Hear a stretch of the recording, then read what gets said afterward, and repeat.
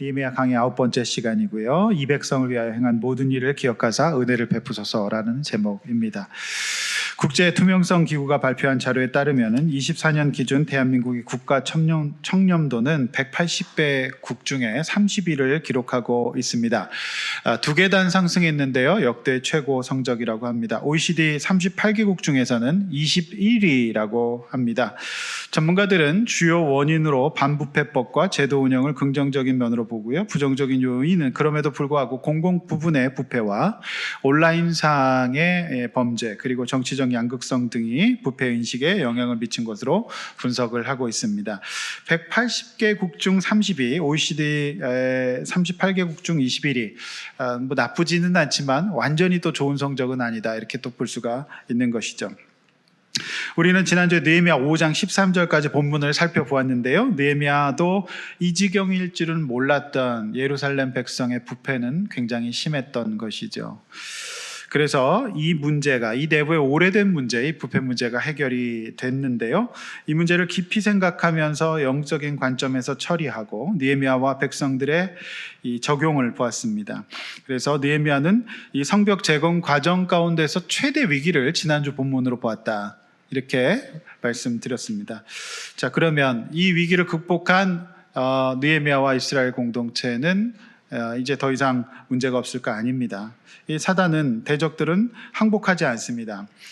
끊임없이 공격합니다. 이제 보실 6장, 7장에는 더 아주 치열한 공격이 이제 계속되는 것이거든요. 왜 그러냐면 죄의 노예 생활 청산하고 하나님의 성전과 성벽 재건하고 인간답고 보람되게 살아보려는 이 일은 영적이기 때문입니다. 그래서 우리가 믿음을 가지고 온전한 마음으로 하나님의 도구가 되고 유의미한 삶을 살려고 할 때 사단은 끝까지 지속적으로 방해할 것이다. 이런 생각을 우리는 할 수가 있는 것이죠. 외부적인 문제, 내부적인 문제 중에서 내부적인 문제가 훨씬 더 심각한 문제다. 우리가 말씀 보았는데요. 오늘 이 본문은 내부적인 문제 중에서도 가장 작은 단위인 느헤미야 개인의 개혁을 다루고 있는 내용입니다. 그래서 이 삶의 개혁 문제를 다루고 있는데요. 만약 느헤미야가 이스라엘 내부 문제를 다루기 전에 자신의 문제를 다루고 하나님 앞에서 온전한 삶을 살지 않았다면 지난주와 보았던 민장과 귀족들을 설득해내는 작업은 불가능했을 것이다. 이거를 우리는 알 수가 있습니다. 자, 느헤미야 그는 하나님 앞에서 예루살렘 성벽 재건을 위해 쓰임받은 일꾼으로서 어떤 삶을 살았을까요? 그 내부, 그 개인, 그 느헤미야는 어떻게 자기 삶을 다스리고 있었을까? 이것이 바로 오늘 본문이 저와 여러분들에게 주는 핵심 메시지가 되겠습니다. 오늘도 두 가지로 말씀 보겠습니다. 본론입니다. 첫 번째, 총독의 녹을 먹지 않은 느헤미야 14절에서 16절까지 하나님 말씀 이제 볼 수가 있죠. 자, 14절. 또한 유다 총독으로 세움받은 때에 곧 아닥사스다 왕 20년부터 32년까지 12년 동안은 나와 내 형제들이 총독의 녹을 먹지 않았다. 이렇게 기록하고 있습니다. 이게 무슨 말일까요? 자, 총독의 녹을 받지 않았다면 느헤미야는 어떻게 생활을 했을까요? 그도 가족이 있고 생활을 해야 될 사람이었을 텐데요. 그는 성직자도 아니었습니다. 그러면 이제 하나님 일하는 사람들은 다 무급으로 일해야 되는가? 이런 생각도 해보게 되는데 느헤미야를 연구하는 구약학자들의 최신 그 해석은 두 가지 견해가 있습니다. 첫 번째 견해는 아예 이 급여를 받지 않았다는 견해가 있고요. 또 하나의 견해는 급여는 정규 급여, 그러니까 페르시아 정부로부터 오는 정규 급여는 받되 오늘 본문이 기록하고 있는 총독으로서 전임 총독들이 그랬듯이 정규 급여는 작습니다. 그런데 그거보다 훨씬 더 많고 착취적인 총독으로서 얻을 수 있는 나머지 이득들을 포기한 것이다. 이렇게 이제 해석하는 경우가 있습니다. 저는 이 두 가지 해석 중에서 후자를 지지하는 편입니다. 왜냐하면은 15절 이하 그리고 18절 이 이하의 본문들이 그것을 뒷받침해주고 있기 때문입니다. 나보다 먼저 있었던 총독들은 백성에게서 양식과 포도주와 은 40세겔을 그들에게서 빼앗았습니다. 심지어 그들의 종자들, 그러니까 총독 밑에 있었던 직원들, 그 어떤 이분들도, 종자들도 백성들을 압제하기는 마찬가지였습니다. 그래서 하나님을 경외함으로 이같이 행하지 아니하였다 이렇게 기록하고 있는데 중요한 말씀이라고 생각됩니다. 우리가 알다시피 공무원의 급여는 많지 않습니다. 그리고 초급장교의 급여가 요즘 사병들의 월급과 차이가 많이 나지 않아서 육사를 자퇴하는 학생들도 있다라고 하죠. 구급 공무원 급여 많지 않습니다. 그런데 옛날에 과거에는 세무공무원이라든지 교통경찰이라든지 이런 분들이 급여는 작지만 다른 어떤 여러 가지 이제 부수입들이 많았다라는 거 우리가 잘 알고 있습니다. 심지어 선생님들도 그런 성향이 있지 않았겠습니까? 그래서 이 상황은 15절 본문은 총독뿐만 아니라 총독의 종자들, 그러니까 총독부에서 일하는 모든 사람들도 백성들을 착취해서 급여 외에 온갖 명목의 양식과 포도주와 세금을 부여하여서 막대한 부를 이루었다는 것을 우리는 알 수가 있는 것이죠. 그렇습니다. 느헤미야는 정규 급여보다 훨씬 더 많은 이와 같은 착취를 하지 않은 것으로 보입니다. 느헤미야 그도 사람이고 관행적으로 해왔던 일들을 잘 알고 있습니다. 그리고 그가 총독이 된 지는 12년이 되었습니다. 세월 앞에 장사가 없다고 열린 환경 속에서도 본인의 첫 소신과 뜻을 지켜서 계속해서 이렇게 살아가는 일은 정말 쉽지 않았을 것으로 생각이 됩니다. 총독과 종자들도 백성들을 압제했던, 이게 120년 된 전통, 그냥 사람들이 다 그렇게 살았습니다. 그렇기 때문에 지난주 본문에서 보았던 예루살렘의 귀족들과 민장들은 그렇게 고리대금업을 했던 겁니다. 다 그렇게 돈을 벌고 더 그렇게 빈부격차가 심해지는 세상 속에 살고 있었으니까 그 위로 올라가면 총독과 총독부에서 일하는 이 종자들, 이런 모든 사람들은 다 그렇게 착취해서 막대한 부를 이루었던 그런 세상이었다라고 하는 것이죠.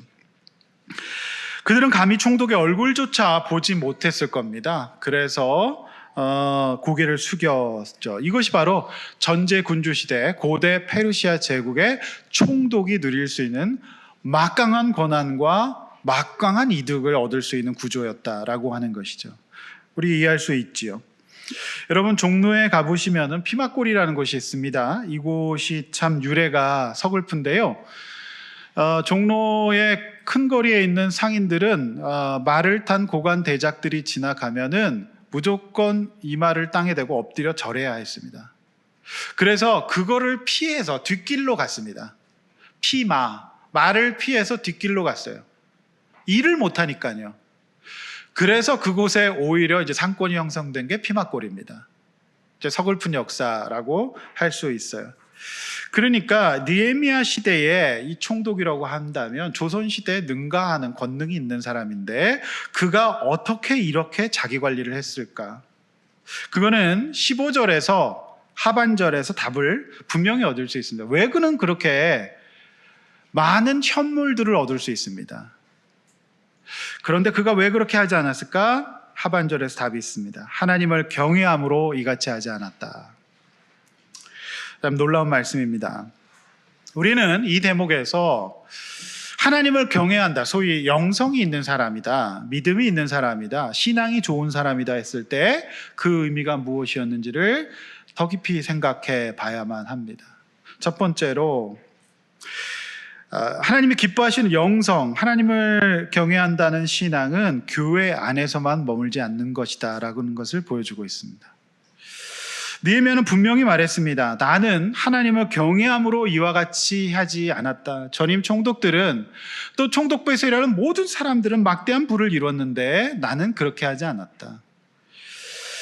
이 시대는 성정도 성벽도 사실 완전하지 않은 상황입니다. 문이 달리지 않은 상황이거든요. 건물로서의 공간, 이것이 완벽하게 갖추어지지 않은 상황이었습니다. 구약시대의 신앙은 성전 중심이었습니다. 그런데 예수님 오신 시대에 지금 우리는 건물로서의 예배당에 매이지 않습니다. 우리가 성전이고 성령이 우리 안에 계시기 때문에 만인 제사장의 시대를 살고 있고 우리가 살아가는 모든 것이 하나님을 예배할 수 있는 장소로 변화되게 됩니다. 저는 이 느헤미야 신앙생활을 보면서 구약시대 사람인데 굉장히 신약적인 신앙생활을 하고 있다. 저는 이 생각을 하게 됐습니다. 그의 신앙생활 장소는 어디나였어요. 네. 성전에서만 매이지 않고 어디나 그는 하나님을 경외하는 영성을 가진 사람이었습니다. 놀라운 것은 그가 하나님을 경외하는 영성 있는 신앙생활로 정의했던 것이 무엇이냐? 교회에서 새벽기도 빠지지 않고 열심히 봉사하고 직분을 가지고 있고, 이것을 우리는 영성 있는 것이라고 볼 수 있습니다. 근데 그것뿐만 아니라 느헤미야가 정의하는 영성의 내용은 사회적, 경제적 정의를 이루는 일이었어요. 이것이 그가 보는 영성이었습니다. 여러분 어떻게 생각하십니까? 느헤미야는 하나님이 기뻐하시는 영성, 하나님을 두려워하는 신앙은 이전 총독들이 했던 일을 하지 않는 사회적, 경제적 정의를 이루는 것이었어요. 이것이 영성의 정의입니다. 보통 보수 교단에서는 이 문제를 되게 간과합니다. 그래서 교회 안에서 신앙생활 잘하는 것, 이것을 정의로 다루고 있는데, 진보적인 교단 같은 경우에는 하나님 말씀에 대한 경외감이 떨어지지만 교회의 사회적 역할과 신자의 사회적 역할을 강조하는 측면이 있습니다. 그래서 우리는 하나님 말씀을 듣고 소중히 다루는 동시에 이런 영성 또한 가져야 될 것입니다. 이것이 우리 보수교회가 가지고 있지 못한 점이죠. 그랬기 때문에 지난주에 우리가 살펴본 바와 같이 귀족과 민장들의 행위를 매우 중요한 것으로 다루고 있었고, 느헤미야는 이 문제를 지적했고 개혁해냈던 것이죠. 많은 경제 사회적 범죄 뒤에 교회 다니는 사람들이 있습니다. 심지어 교회 안에서 이런 일들이 일어나기도 합니다. 그렇다고 한다면 그것은 영성 있는 신자라고 볼 수 없지요.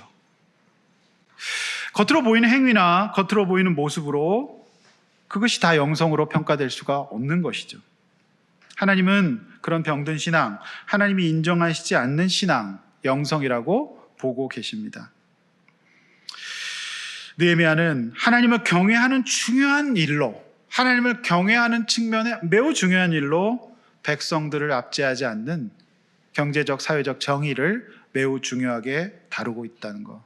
여러분 어떻게 생각하십니까?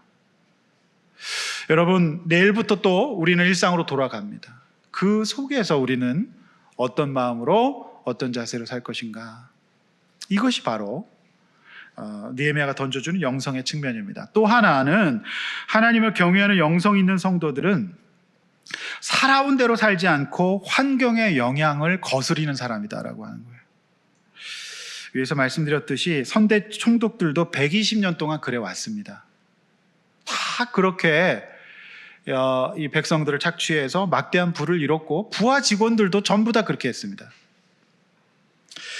쭉쭉 대대로 그렇게 해왔던 일이라는 겁니다. 그런데 느헤미야가 그것을 거스립니다. 무슨 말입니까? 인간은 그 환경의 영향을 받는데 아주 많은 영향을 받습니다. 그래서 이 예루살렘의 그 백성들, 그리고 이 민장과 귀족들이 그렇게 살았던 겁니다. 근데 느헤미야가 그것을 거스립니다. 나의 조상이 어떻게 살았건 무슨 행동을 했건 그대로 살 수 있는 큰 길이 열려 있습니다. 그리고 그것이 눈에 보이고 심지어 손에 잡히는 양식과 포도주와 은입니다. 현물입니다. 이걸 하지 않습니다. 이 환경 앞에서 느헤미야는 자신을 개혁했던 거죠. 하나님 아버지의 자녀로서 두려워하는 것이 하나님이었기 때문에 이건 하나님 기뻐하시지 않는 일이라 생각하고 그것을 거슬렸던 것입니다. 여러분, 우리가 누군가의 자녀로 태어나 부모를 두려워할 수밖에 없는 연약한 존재로 우리는 태어납니다. 그래서 자녀들은 평생 동안 부모를 사랑하면서도 두려워하죠. 이것이 어쩔 수 없는 자녀의 숙명입니다. 그런데 본문이 밝히고 있는 느헤미야의 영성이란 이제 사람에게서 하나님을 두려워하는 존재로 성장하고 있는 것입니다. 두려움의 대상이 바뀌는 거죠. 이거는 굉장히 또 중요한 이슈입니다. 우리가 어른이 돼도 계속해서 누군가를 두려워하게 돼 있거든요. 그런데 느헤미야는 두려움의 대상이 전환되고 있는 겁니다. 참으로 놀라운 얘기입니다. 영성의 정의죠. 하나님을 두려워하는가, 사람을 두려워하는가, 조상들을 두려워하는가.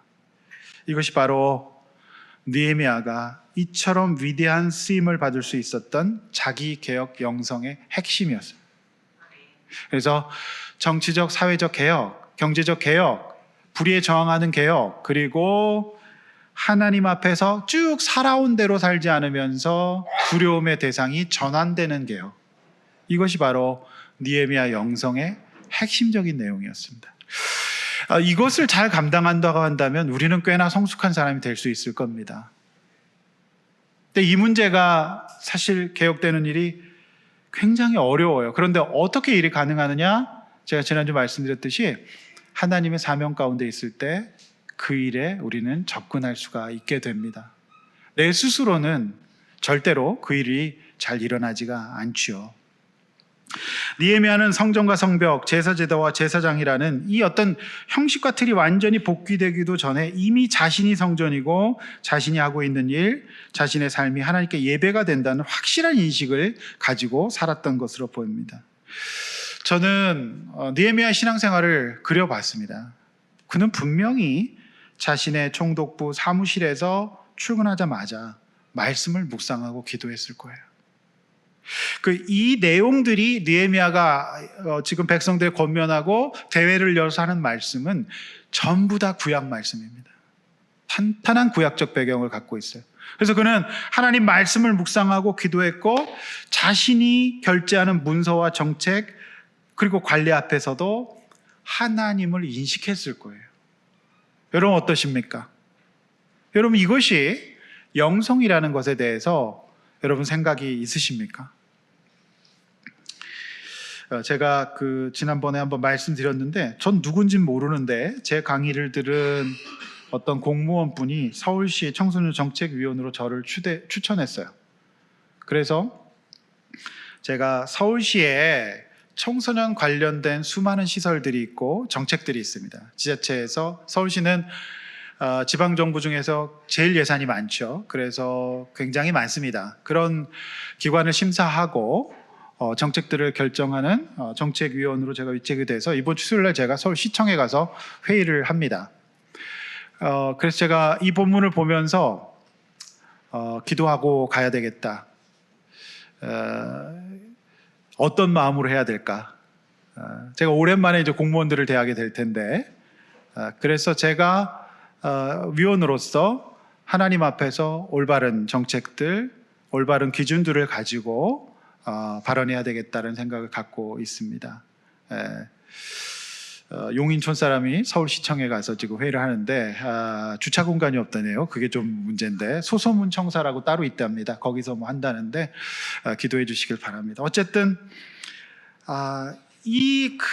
그 사무실에서 그 현장에서 그렇게 대대로 해왔던 것들을 거부하면서 하는 일이 쉽지 않았을 거거든요.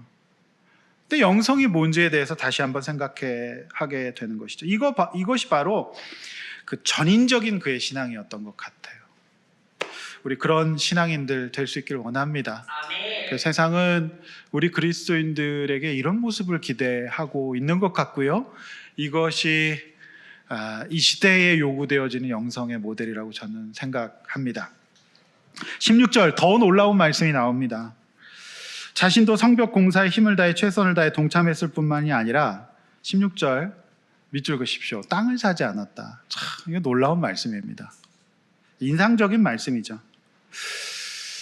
여러분 저는 이제 역사에 관심이 많은데 이렇게 서울뿐만 아니라 지방 도시나 모든 곳에 가보면은요 가장 좋은 자리에 가장 풍광이 좋고 전망이 좋은 노른자 땅에는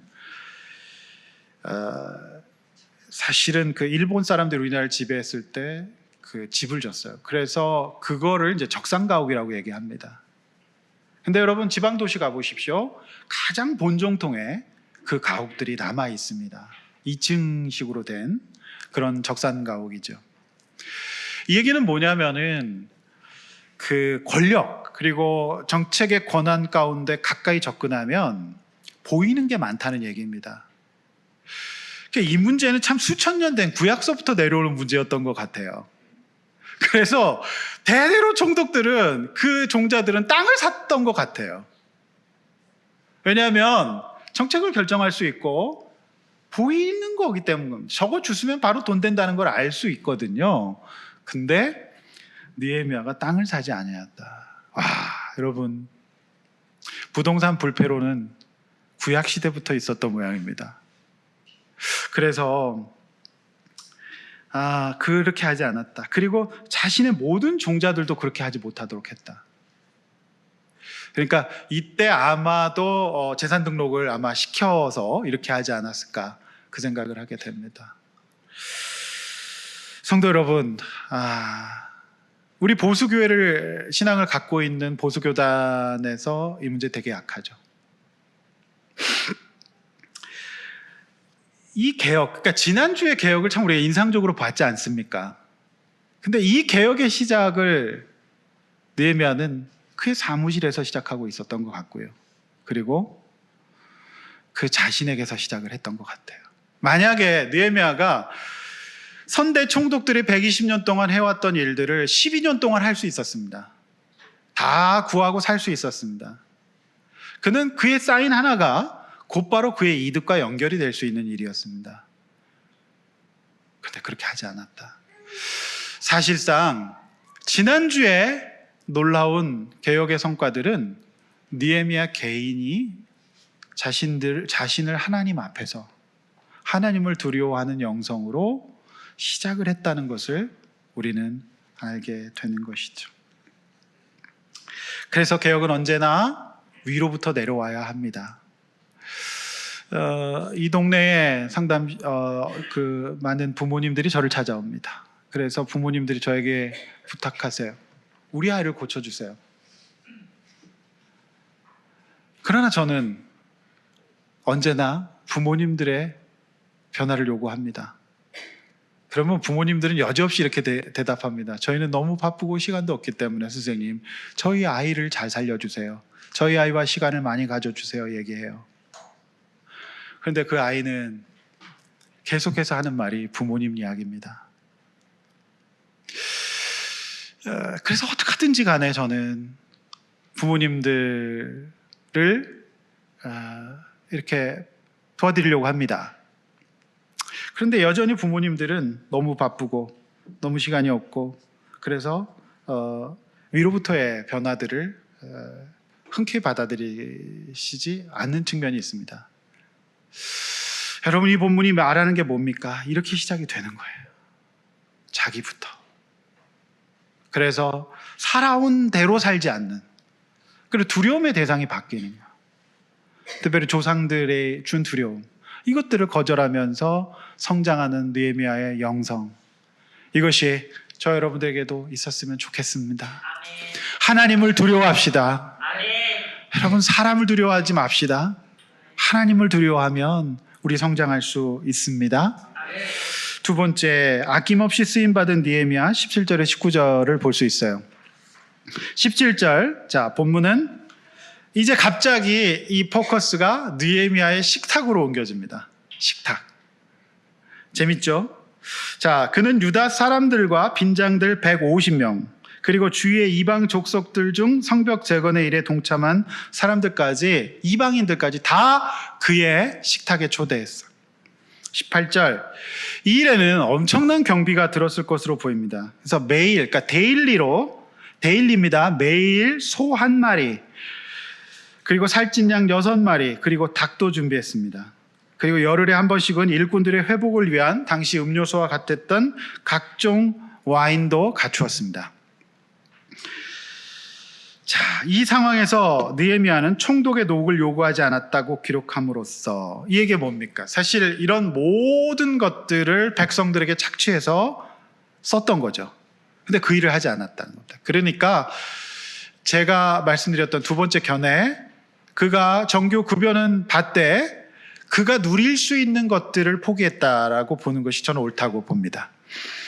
사실상 이 경비들을 느헤미야는 자신이 부담했던 것으로 보입니다. 왜냐하면 하나님을 경외하고 있었고 사회 경제 정의에 맞지 않았을 뿐만이 아니라 무엇보다도 느헤미야는 그리스도 하나님의 자녀로서 백성의 부역이 중요한 것을 알고 있었어요.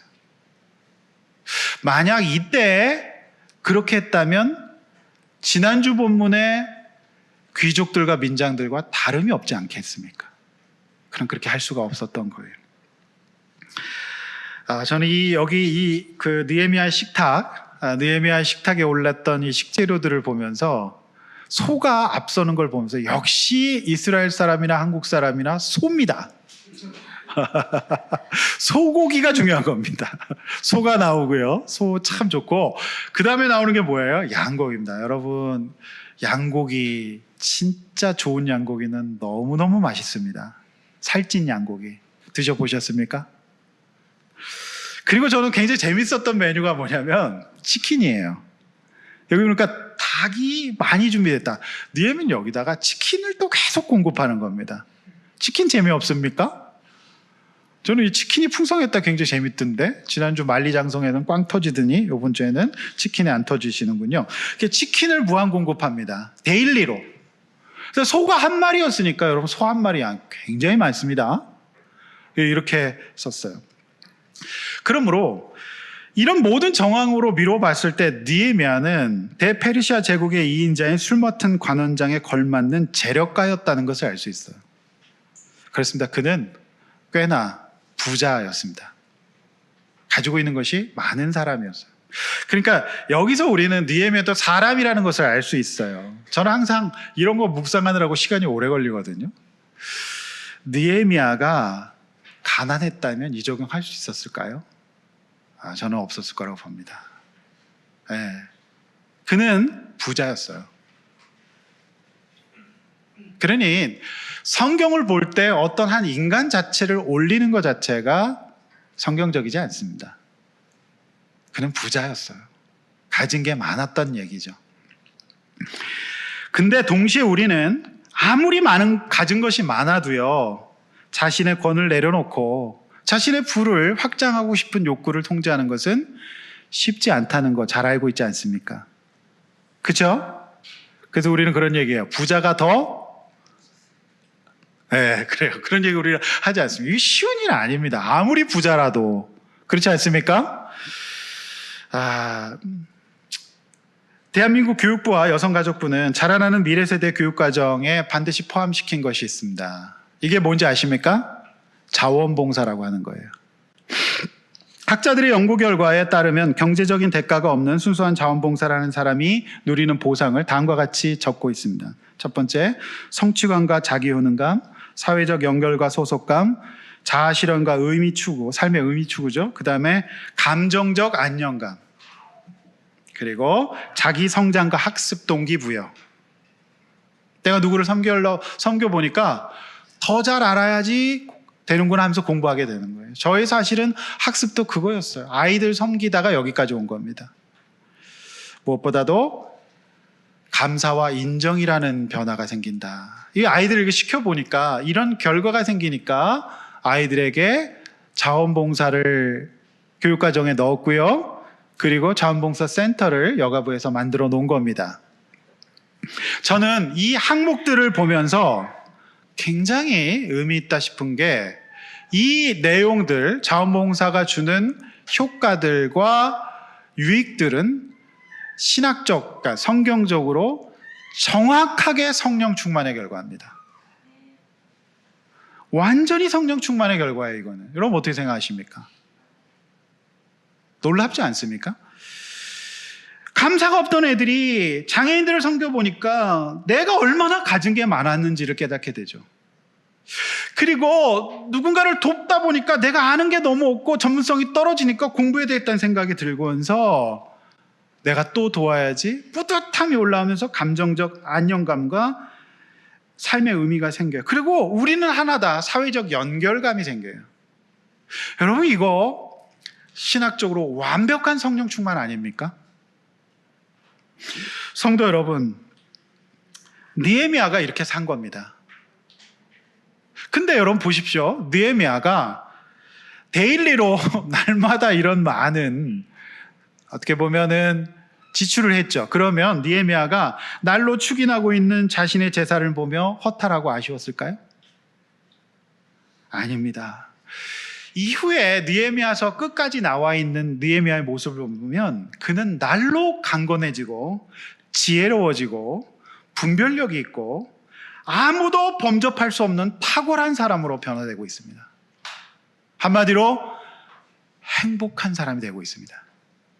그래서 여러분 6장 7장에 나오는 시험은 정말 분별하기 어려운 시험입니다. 근데 그가 그를 분별해냅니다. 그러니 그가 안전합니다.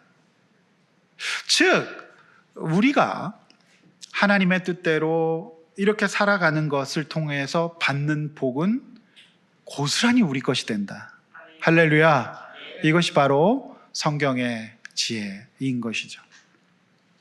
그렇습니다. 예루살렘으로 돌아와 성벽과 성전을 재건하는 일을 쓰임받았던 이 사람들은 포로 3세로 많은 것들을 잃었지만 하나님 은혜로, 웬 은혜로 많은 육신적인 복을 주셨어요. 그래서 그 복을 다시 그는 하나님을 위해서, 하나님 백성들을 위해 사용하고 자신뿐만 아니라 예루살렘 공동체 회복과 다 같이 살아가는 일에 사용하는 것을 통해서 엄청난 성취감과 자기 효능감과 사회적 연결감을 갖게 됐어요. 이 백성들과 함께 일하면서 자신의 정체성을 확인하게 되는 거예요. 이 뿌리를 찾게 되잖아요. 그러니까 그는 정말 행복했을 겁니다. 무엇보다도 감사했을 거예요. 감정적으로 안정감, 큰 스트레스 상황이 있었지만은 그의 중심의 안정을 빼앗을 수가 없었어요. 할렐루야. 이것이 바로 우리 성도들의 영광입니다. 여러분, 저는 이 본문을 보면서 돈은 이렇게 쓰는 거다라는 생각을 했어요. 세상 사람들은 그걸 끝까지 쥐고 있죠. 그러나 여러분, 성경이 말하는 영성은 돈을 꼭 써야 하는 곳에 제대로 쓰는 겁니다. 느헤미야는 이 소중한 일에 자신을 썼어요. 이것이 바로 영성입니다. 여러분 어떻게 생각하십니까? 아멘. 영성에 대한 요새 돈이 많니? 이렇게 자꾸 아멘 하는 거 보니까 이게 영성에 대한 정의가 여러 가지가 있을 수 있지만 느헤미야 영성의 정의는 바로 이것이었어요. 그래서 종교개혁자 루터는 우리 주머니에 회심이 일어나지 않는 신자는 구원을 의심해 봐야 된다 이렇게 말했습니다. 제가 이 본문을 보면서 우리 성도님들 생각해 봤을 때 우리 교회는 분명히 구원받은 사람들이 많습니다. 얼마나 감사한지 몰라요. 마지막 19절 여기서 살짝 느헤미야 인간적인 면모를 봅니다. 여기서 생색이 장렬합니다. 저는 이걸 생색으로 봅니다. 뭐라고 얘기하죠? 주님 다 보셨죠? 주님 제가 백성을 위해 행한 거 다 기억해 주세요. 그리고 내게 은혜를 베푸세요. 저는 은혜가 있어야 삽니다. 대적의 공격은 심하고 그리고 내가 섬겨야 되는 이 상황 가운데에서 하나님 저에게 은혜를 주십시오 이렇게 얘기하네요. 저는 이 본문을 보면서 영화 국제시장의 마지막 장면이 떠올랐습니다. 그 1사후퇴 때 흥남부두에서 아버지랑 헤어지면서 자리가 없어서 먼저 올려주고 아버지는 나는 곧 따라갈 테니 그 황정민 씨죠. 이 아들을 붙들고 이렇게 이제 네가 가장이다. 네가 잘해야 된다. 하면서 먼저 올려보내고 못 만납니다. 그래서 이 황정민 씨는 평생을 이제 고생하며 삽니다. 그래서 독일 광부도 갔다 오고요. 월남전도 갔다 옵니다. 그리고 그의 자손들이 커서 부산에서 바닷가 보이는 좋은 아파트에서 이제 가족들이 행복하게 살아갑니다. 그 상황 가운데 손녀에게 노래를 가르쳤는데 손녀가 부르는 노래가 흥남부두 노래예요. 얼마나 그때가 생각났으면. 그래서 핀잔을 받고 이 할아버지가, 다 늙은 할아버지가 가족들을 뒤로하고 방으로 들어와요. 그러면서 사진 속의 아버지를 봅니다. 그러면서 했던 말이 아버지 저 잘 살았지? 근데 저 진짜 힘들었어요. 하면서 우니까 그 거울로 비춰진 속에서 제 꿈에서 아버지가 나와서 그 아들을 안아주는 장면이 나오고 마지막에 아버지의 겉옷을 붙잡고 우는 장면이 나옵니다. 그러니까 온 국민이 울었죠. 저도 근데 이 장면과 그러니까 이 영화의 장면이 너무 잘 맞는 게 지금 소 한 마리 데일리로 잡고 양과 치킨으로 사람들은 일꾼들은 막 먹고 있는데 그 사무실에서 그는 하나님 다 기억해 주시고 저 잘 살았죠. 저 다른 총독들과 다르지 않았죠. 근데 저도 힘들었어요. 저에게 은혜를 베풀어 주세요. 이렇게 기도했던 겁니다. 성도 여러분, 하나님은 여러분의 삶, 저의 삶을 어떻게 기록하실까요? 영상 한번 보시겠습니다. 이 18절에 바로 그 얘기 한 겁니다. 저 잘 살았죠? 하나님 기억해 주세요. 우리 그리스도인, 이 믿지 않는 사람은 돌아가신 못된 아버지 앞에서라도 이렇게 살거든요. 그건 아버지를 경외한 거거든요.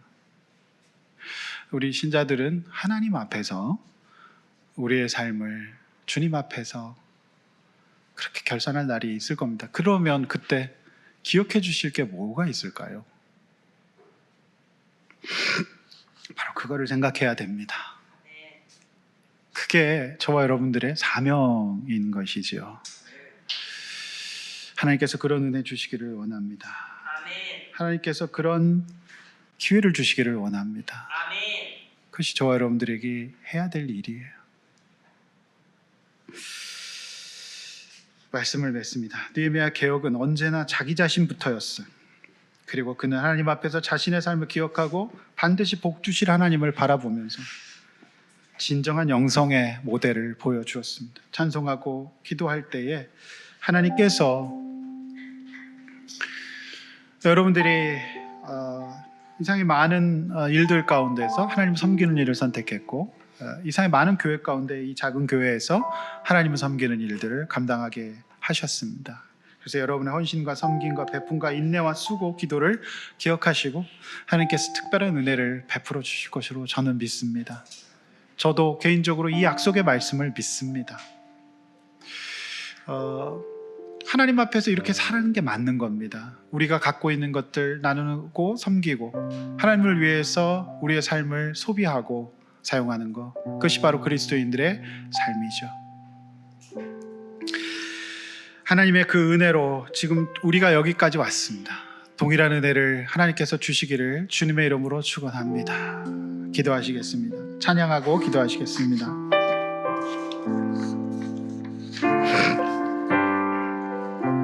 나는 주를 섬기는 것에 후회가 없습니다. 나의 평생에 가장 복된 일은 내가 예수님을 만난 것이라. 나의 평생 가장 잘한 일은 내가 예수님을 주로 섬긴 것이라. 이 세상 살 동안에 이 세상 살 동안 내가 걷는 길이 때론 험하여 넘어질 때도 죄가 난 손이 나를 붙드시니 나는 예수님만 주로 섬기며 살리. 나는 주를 섬기는 것에 후회가 없습니다. 내가 걸어온 모든 시간 나 주의 은혜니 내가 걸어갈 모든 날도 주만 섬기며 살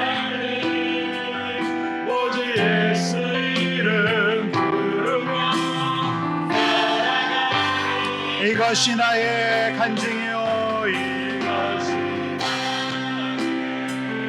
간증이요 이것이 나의 찬송일세 나 사는 동안 끊임없이 마지막으로 한 번만 더 찬양합니다. 이것이 나의 간증이요 간증의 인생이 되기를 원합니다. 나의 간증이요 이것이 나의 찬송일세 나 사는 동안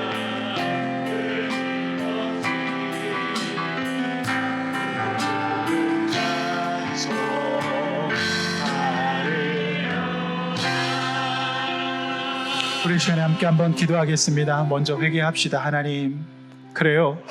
변화가 일어나지 않는 일은 바로 내 자신 속에 있었다는 것을 먼저 회개합시다. 그리고 하나님을 두려워하는 사람이 되면 하나님께서 개입하여 주실 겁니다.